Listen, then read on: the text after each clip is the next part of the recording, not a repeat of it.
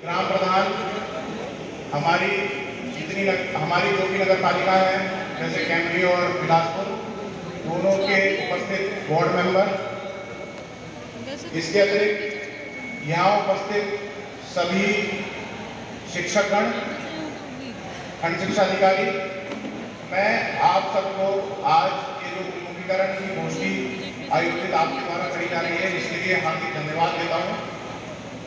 और मैं आशा करता हूं कि मैं जिन बिंदुओं पर बहुत संक्षेप में अपनी बात कहूंगा, उस पर आप सभी लोग ध्यान देंगे। पहला बिंदु यह है कि शासन को इस तरीके की गोष्ठी आयोजित करने की आवश्यकता क्यों पड़ी, इसको क्यों कराने की आवश्यकता पड़ी। इसका जो मूल कारण है वो यह है कि जो हमारी एक राष्ट्रीय शैक्षणिक पॉलिसी है, जो नेशनल एजुकेशन पॉलिसी 2020 है, उसमें जो बिंदु दे रखे हैं उनका धरातल पर अवतरण करना इन गोष्ठियों के माध्यम से ही संभव हो पाएगा, क्योंकि लोगों में, अभिभावकों में, जनप्रतिनिधियों में एक सूचना का अभाव ज़्यादातर देखने को मिला। क्योंकि मैंने भी प्रेरणा ऐप से कई स्कूलों का निरीक्षण करा, मैंने ये चीज़ देखी कि जो वहाँ पर शिक्षक कार्य कर रहे हैं उनको भी शायद सारे बिंदु नहीं पता है, इनसे वे अवगत नहीं है। इसलिए संक्षेप में मैं उन 4-5 बिंदुओं के बारे में बात करूंगा। करप्शन की समस्या आती है, इसलिए गवर्नमेंट ने प्रोएक्टिव स्टेप लेते हुए जो भी स्टेशनरी का पैसा है वो अभिभावकों के जो आधार से सीडेड बैंक अकाउंट है उनमें डायरेक्ट ट्रांसफर करवाया। और मैं समझता हूं कि इससे काफ़ी हद तक पिलफरेज की समस्या हटी है, काफ़ी हद तक जो बेनिफिट है वो डायरेक्ट क्या कहते हैं पब्लिक के हाथ में गया है। इसके लिए हम सभी को अपने स्तर से सरकार को धन्यवाद ज्ञापित करना चाहिए। परंतु ऐसा नहीं है कि इसमें एनोमलीज नहीं है, कई सारी इसमें प्रॉब्लम्स भी हैं। मैं जैसे कई गाँव में गया, वहाँ पर मैंने देखा जितने एनरोल्ड बच्चे हैं उसके सापेक्ष हमारे पास जो एनरोलमेंट के बाद लोगों जो बच्चे स्कूल में आ रहे हैं उनमें कमी है, उसमें एक रेशियो का अंतर है। ठीक है, मिस रिपोर्टिंग भी है कई स्कूलों में। ठीक है, मैं ये चीज़ चेक कर चुका हूँ, मिस रिपोर्टिंग है आपकी तरफ से भी।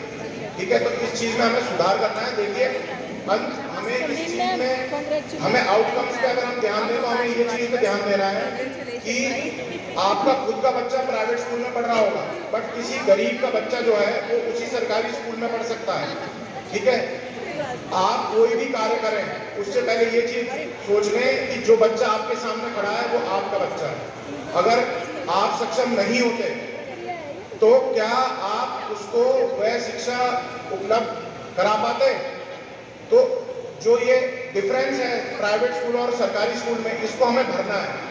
इसी के लिए ऑपरेशन कायाकल्प आया, इसी के लिए निपुण भारत योजना आई, इसी के लिए बाकी जितनी योजनाएं संचालित कर रही है बेसिक शिक्षा, माध्यमिक शिक्षा, वो सब इसी वजह से है। तो इस एस्पेक्ट को समझना है। दूसरी बात, निपुण भारत में जो मेन चीज कही गई वो लर्निंग आउटकम्स के लिए कही गई। मेरे को कभी जब भी मैं स्कूल को विजिट करता हूँ, जैसे मैंने एक बार फौदलपुर का स्कूल विजिट करा था, एक बार शहर के स्कूल विजिट करे, एक बार मैंने बहादुर गंगापुर का स्कूल विजिट करा, मुझे देख के अचरज होता है कि 5वीं कक्षा का बच्चा अपना नाम नहीं पढ़ पाता है, नॉर्मल मल्टीप्लिकेशन सब्सट्रैक्शन नहीं कर पाता है। ठीक है, आप ये चीज मुझसे, मैं आपसे बस एक नॉर्मल बात पूछ रहा हूँ, क्या आप ये चीज, अगर आपका बच्चा जीडी गोयनका या डीपीएस टाइप की किसी गवर्नमेंट स्कूल में पढ़ रहा हो और आपका बच्चा 5वीं कक्षा में हो, क्या आप ये चीज टॉलरेट करेंगे?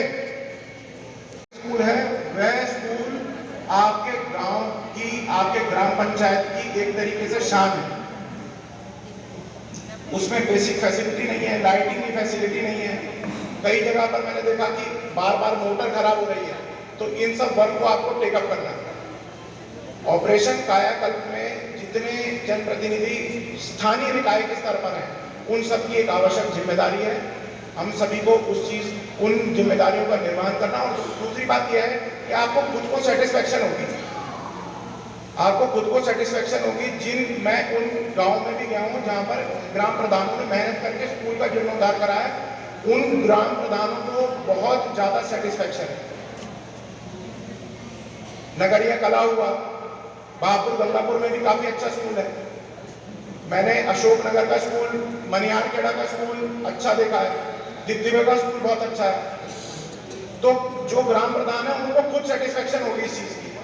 कुछ कार्य हमें वोट या इससे इत्र होकर लोगों की भलाई के लिए करने ही करने हैं। तो आप इन चीजों को ध्यान में रखिए। लोग जाने आपको कि वो प्रधान जी रहे थे पुराने समय में, उन्होंने ऐसा कार्य कराया था। तो ऑपरेशन कायाकल्प में सभी स्थानीय निकाय के जितने जनप्रतिनिधि हैं सबकी आवश्यक जिम्मेदारी है। इस जिम्मेदारी को हम लोग समझें। अंत में कोविड के समय में जो पढ़ाई ऑनलाइन की तरफ शिफ्ट हुई, उसकी वजह से जो बेसिक शिक्षा है, बेसिक शिक्षा निदेशालय और बेसिक शिक्षा परिषद के द्वारा दीक्षा ऐप का डेवलपमेंट करा गया।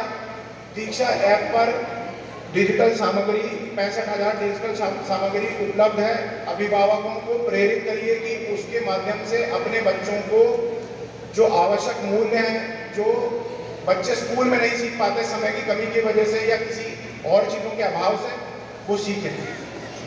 तो आपको जिम्मेदारी तय करनी पड़ेगी। ज़्यादा से ज़्यादा स्कूलों में हमें स्मार्ट क्लासेस डेवलप करनी है।